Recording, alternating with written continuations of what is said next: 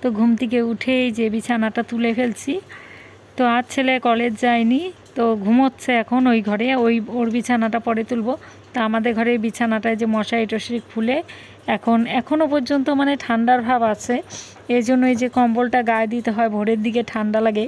কিন্তু গতকাল রাতে আমি ফ্যান চালিয়ে শুয়েছিলাম, আর ভোরের দিকে যখন ঠান্ডা লাগে তখন এই যে কম্বলটা গায়ে দিই। তো চৈত্র মাস প্রায় কিন্তু মাঝামাঝি সময় মানে হচ্ছে, তবুও এখনও পর্যন্ত আমাদের গায়ে দিয়ে শুতে হচ্ছে। আমাদের উত্তরবঙ্গের ঠান্ডা বহুদিন পর্যন্ত থাকে, এটাই ভালো।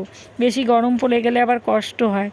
তো এই যে কম্বলটাকে ভাঁজ করে রেখে দিচ্ছি, এরপরে যাব উঠোন ঝাড় দিতে। আমার ঘর ঝাড় দেওয়া হয়ে গেছে, তো উঠোন ঝাড় দিয়ে এসে তারপরে আমি ফুল টুল তুলব।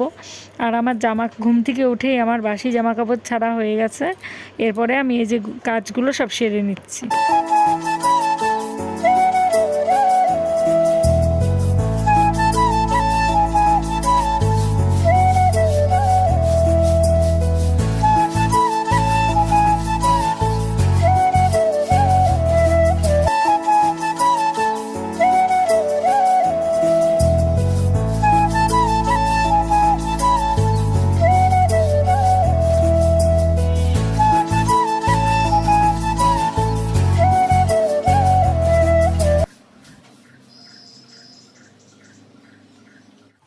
এখন চলে এসেছি ফুল তুলতে। কত ফুল ফুটে আছে গাছে, দেখুন আমাদের জবা গাছে কত ফুল, গাছ ভর্তি ফুটে আছে। এগুলো দেখে কে থাকতে পারে বলুন। এই দেখুন কত জবা, দেখুন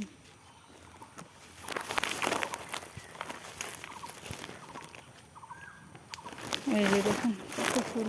তো বন্ধুরা এই যে ফুল তুলতে চলে এসেছি।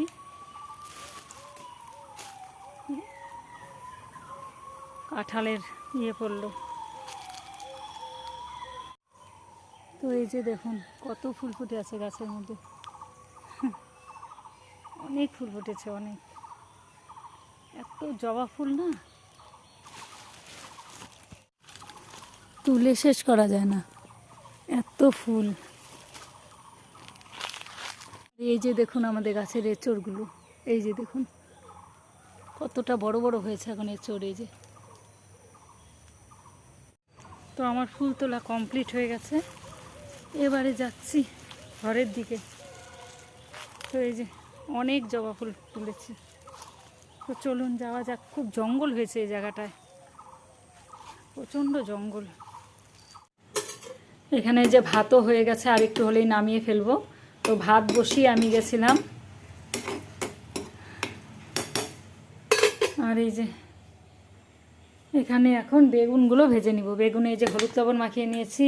আর এই যে নিয়ে এসেছে মাছ, এটাকে বের করে ধুতে লাগবে। দেখি কি মাছ এনেছে, দেখি কি মাছ এনেছে। ও, কাতল মাছ নিয়ে এসেছে, কাতল মাছ। এটাকে এখন আঁশ টাশ ছাড়িয়ে ধুতে হবে ভালো করে, কারণ বাজার থেকে তো কেটে দিলেও মানে আঁশ থাকেই। এখন এই যে বেগুনগুলোকে ভেজে নিচ্ছি।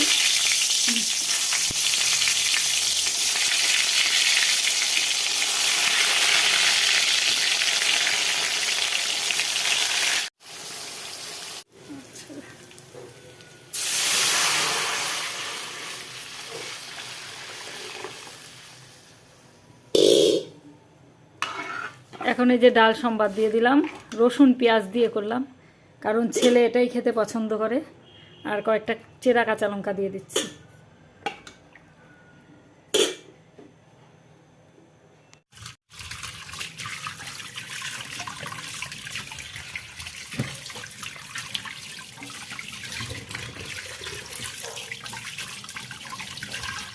তো মাছ ধোয়া বাছা কমপ্লিট।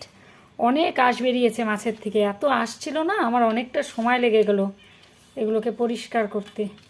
বাজার থেকে তো সেভাবে এত পরিষ্কার করে দেয় না কেটে। এখন এই যেগুলোকে ভেজে নিয়ে তারপরে কালিয়া বানাবো কাতল মাছের। এই যে এখানে আবার নিয়ে এসেছে বাজার, দেখি কি এনেছে। এর মধ্যে শাক আছে, সবজি যেহেতু অনেকগুলো এনেছে। এই যে লাউ, লাউয়ের ডগা, আর এনেছে এই যে ডাঁটা। ডাটা আর লাইট ডোগা এনেছে এই যে এর মধ্যে। এগুলো পরে বের করে কেটে রাখতে লাগবে। আপাতত এখানেই থাক।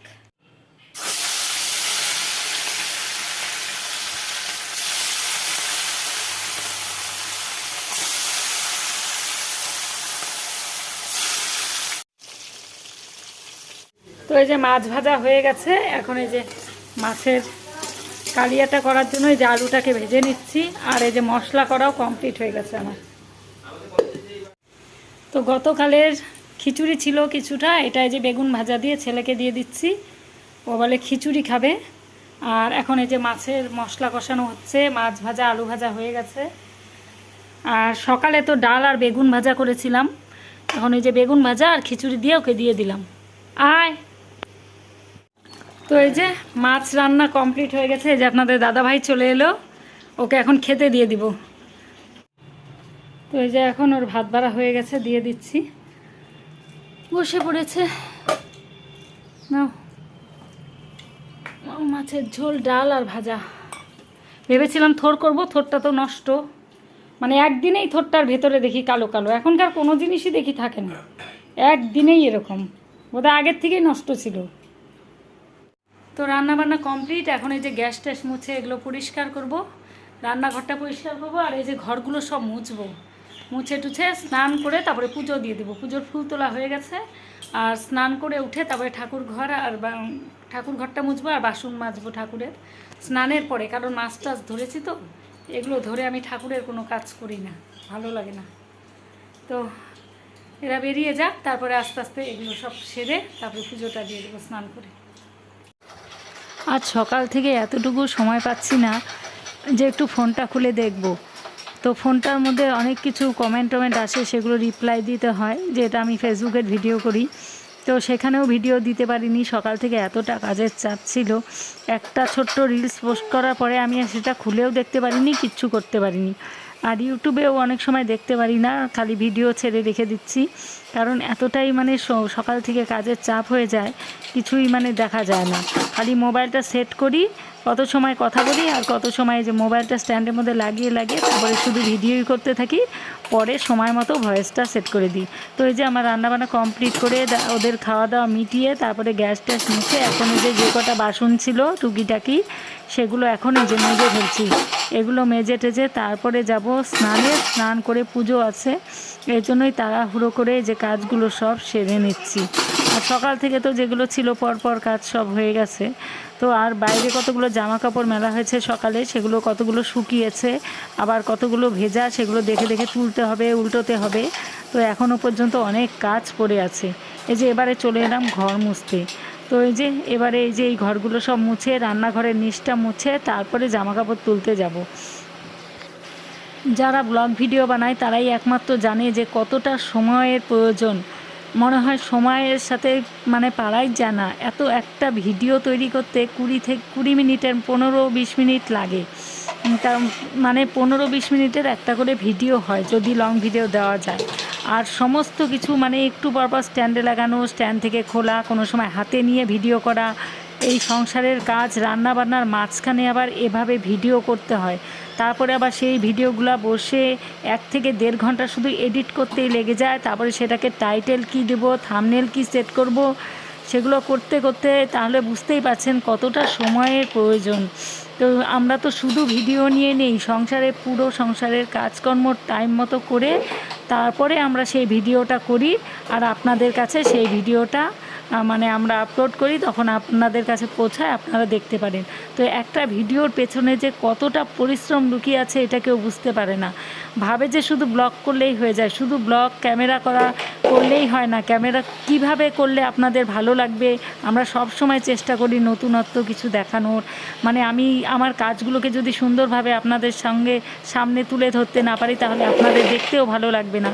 আর যেহেতু আমরা হাউস ওয়াইফ, আমাদের তো বাইরে গিয়ে শুধু ভিডিও করলে হয় না, আমাদের ঘরের সকাল থেকে সন্ধে পর্যন্ত টুকিটাকি যতটা পারি সব কিছুই মানে আপনাদের দেখানোর চেষ্টা করি। তারপরে যদি আপনারা ভালোবেসে আমাদের কমেন্ট করেন সেটা পড়তে ভীষণ ভালো লাগে। এক দাদাভাই লিখেছিল যে দিদিভাই সকাল থেকে রাত পর্যন্ত এতটা পরিশ্রম করেন, আপনাদেরকে মানে স্যালুট দেওয়া উচিত। মানে এইরকম আমি কমেন্টটাকে যদি তুলে ধরতে পারতাম এই ভিডিওতে, যদি পারি তাহলে তুলে ধরবো, তাহলেই বুঝতে পারবেন যে ওই দাদাভাই কতটা বুঝতে পেরেছে যে কতটা পরিশ্রম করতে হয় একটা ভিডিওর পিছনে। সকাল থেকে রাত পর্যন্ত খেটে সবার মন রক্ষা করে তারপরে ভিডিও তৈরি করতে হয়। তো চেষ্টা করি যাতে ভিডিওটা ভালো করে হয় আর আপনাদের দেখতে ভালো লাগে। আমার তো গ্রামের পরিবেশ, গ্রামের যতটুকু পারি দেখানোর চেষ্টা করি। আর এত বড় বাড়ি, তো সকাল থেকে যতটা সম্ভব হয়, প্রতিদিন তো আর সকাল থেকে রাত্রে ঘুমানো পর্যন্ত যদি পুরোটা দেখাই তাহলে এটা বোধহয় একটা টিভি সিরিয়ালের মতো হয়ে যাবে, বিশাল বড় হয়ে যাবে ব্লগ।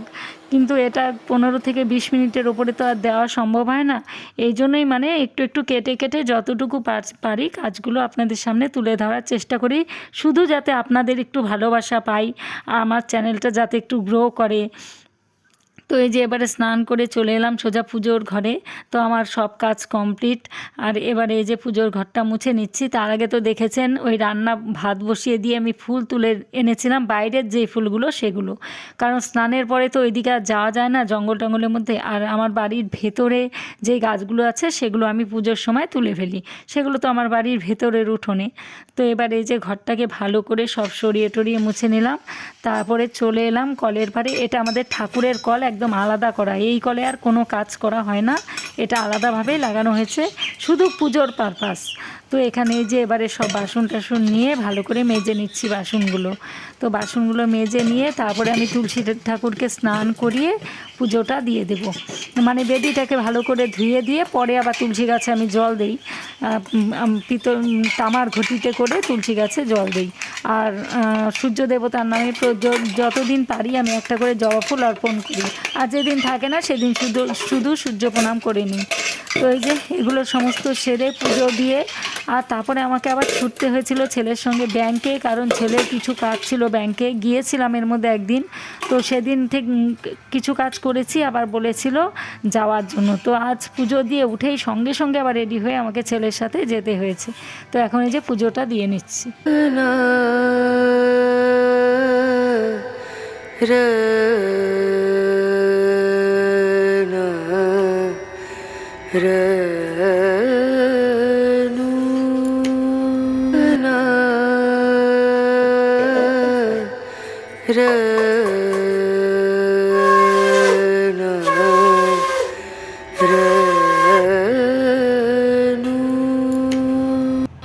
তো ঘরের পুজো কমপ্লিট করে এবারে চলে এলাম এই যে তুলসী বেদিতে ফুল জল দিতে।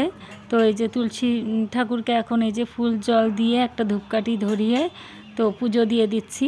তারপরে এই যে সূর্য প্রণাম করব জবা ফুল দিয়ে। যেহেতু এখন গাছে অনেকগুলো করে ফুল ফুটছে এর জন্য আর অসুবিধে নেই।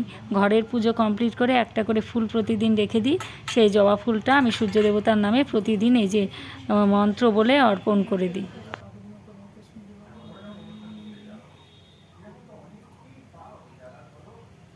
পুজো দিয়ে উঠে ছেলের সঙ্গে চলছি এখন ব্যাংকের কাজ সারার জন্য।